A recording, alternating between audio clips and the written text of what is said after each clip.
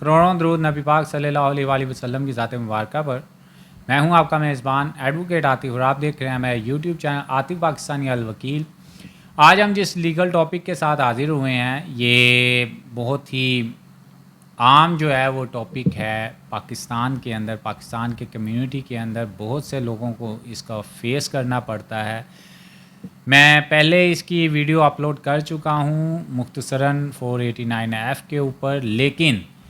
آج میں آپ کو اس ویڈیو کے اندر دو طریقے بتاؤں گا کہ کیسے جو ہے وہ 489F کی FIR جو ہے وہ لوج کروائی جا سکتی ہے۔ اس میں یہ بھی جو ویڈیو ہوگی وہ part A and part B پہ منحصر ہوگی، کیونکہ اس میں جو دو طریقے ہیں وہ ایک ہی ویڈیو میں اگر بیان کریں گے تو دونوں طریقے تو وہ کافی پرولونگ ہو سکتی ہے۔ دیٹس وائی جو ہے میں مختصراً پہلا طریقہ جو ہے وہ بتاؤں گا اس ویڈیو میں، نیکسٹ ویڈیو کے اندر جو ہے وہ میں دوسرا طریقہ بتاؤں گا۔ اب وہ دونوں طریقے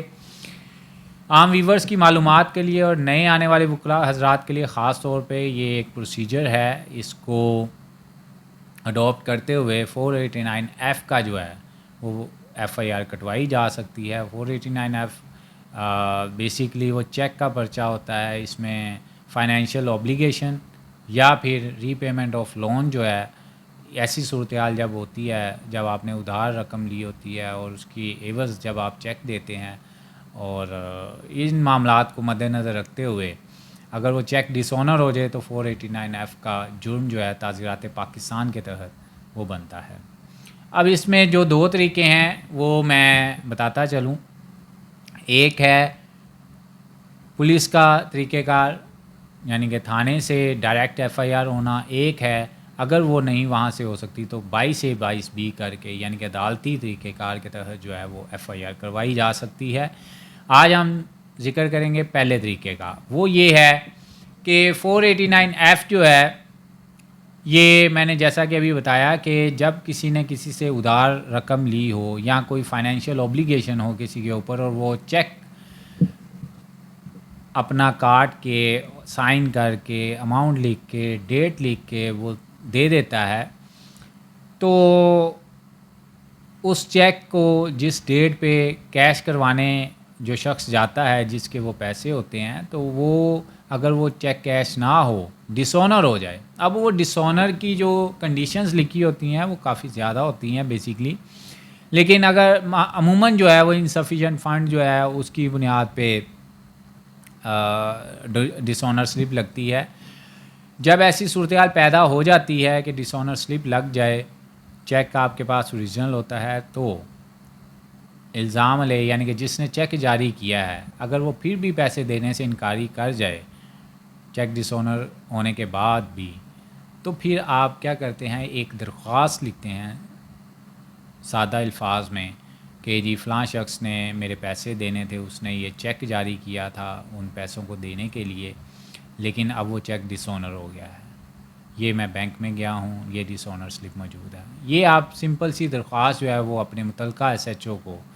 جہاں سے چیک ڈس آنر ہوا ہے وہاں پہ بھی آپ دے سکتے ہیں، یا جہاں پہ آپ کا اپنا اکاؤنٹ ہے وہاں پہ بھی آپ دے سکتے ہیں۔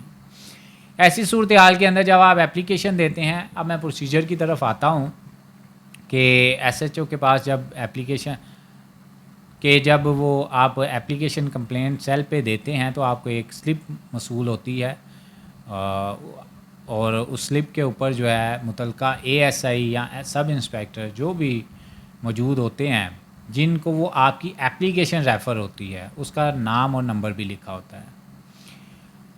نیکسٹ ڈے جو ہے وہ آپ اپنے IO کو کانٹیکٹ کر سکتے ہیں۔ یہ آپریشنل IO ہوتے ہیں، بیسیکلی یہ آپریشن ونگ ہوتا ہے جس نے اس کی FIR سے پہلے انکوائری کرنی ہوتی ہے کہ آیا یہ چیک جو ہے وہ کس صورتحال میں دیا گیا ہے، یہ چیک جو ہے وہ کس معاملے میں دیا گیا ہے۔ وہ دونوں پارٹیز کو بلاتا ہے،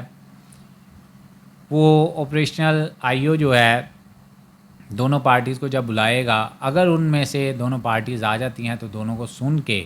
وہ اپنی رپورٹ بنا کے متعلقہ SHO کو فارورڈ کر دیتا ہے۔ لیکن اگر الزام علیہ نہیں آتا تو پھر کیا کرتے ہیں کہ 3 طلبی نوٹسز جو ہیں وہ کیے جاتے ہیں الزام علیہ کو۔ ایک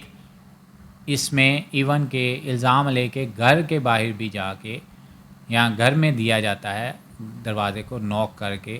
اگر وہ وہاں پہ بھی موجود نہ ہو تو پھر بھی وہ ایک طلبی کا نوٹس جو ہے وہ دینا ضروری ہوتا ہے۔ یہ ٹوٹل 3 نوٹسز ہوتے ہیں۔ جب آپریشنل آئی او جو ہے وہ تینوں نوٹسز کو بھیج دیتا ہے اپنے تمام ذرائع سے، اور وہ پھر بھی الزام علیہ نہیں آتا، تو وہ اپنی ایک رپورٹ بناتا ہے۔ اس رپورٹ کے اندر ایک کام وہ اور کرتا ہے کہ جہاں سے چیک ڈس آنر ہوا ہوتا ہے، جس شخص کا وہ چیک ہوتا ہے، اس بینک کے مینیجر سے رپورٹ کروائی جاتی ہے کہ آیا یہ اسی بینک کا میں اس کا اکاؤنٹ ہے اور یہ ڈس آنر کیوں ہوا ہے۔ وہ جو متعلقہ بینک مینیجر ہے وہ اس کے اوپر رپورٹ کر دیتا ہے کہ ہاں جی یہ ہمارے ہی بینک کا اکاؤنٹ ہے اور یہیں سے ڈس آنر سلپ جو ہے وہ لگی ہے اور اس وجہ سے لگی ہے۔ جب وہ ریزن لکھ دی جاتی ہیں، آئی او جو ہے وہ اپنے تمام پروسیجر کو اڈاپٹ کر لیتا ہے، یعنی کہ 3 طلبی نوٹسز کو مکمل کر لیتا ہے۔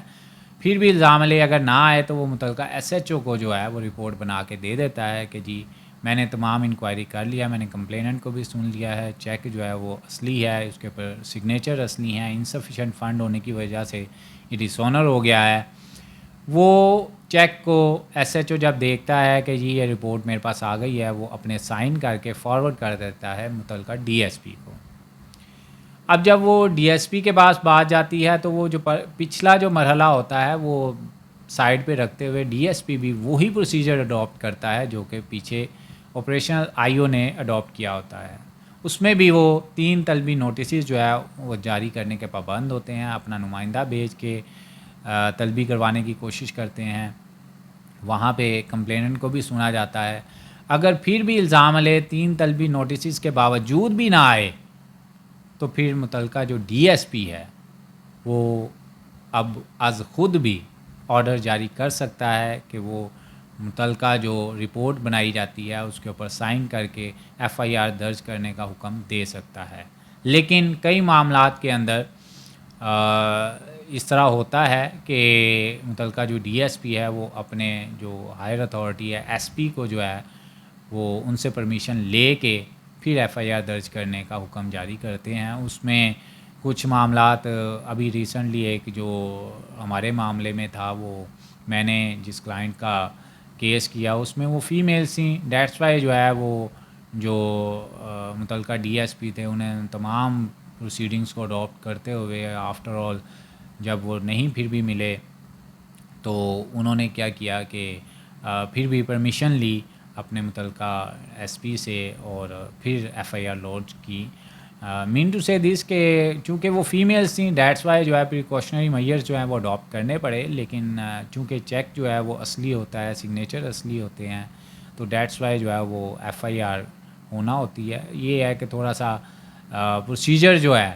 وہ اڈاپٹ کرنا لازمی ہوتا ہے، اور یہ تو ہر جگہ جو ہے وہ پروسیجر اڈاپٹ لازمی ہونا چاہیے۔ تو یہ ایک طریقہ کار ہے جس میں